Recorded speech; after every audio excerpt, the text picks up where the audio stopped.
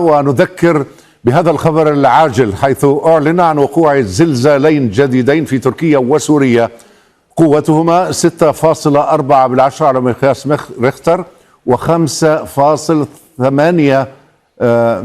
مركز الزلزالين بحسب هيئة رصد الزلازل التركية كان هاتاي.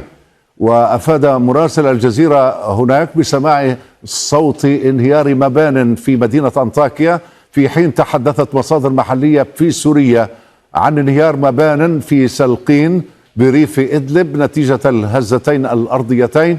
وكذلك أعلن مركز أبحاث الزلازل في جامعة البسفور التركية عن تسجيل 9 هزات ارتدادية منذ وقوع الزلزال الجديد في هاتاي.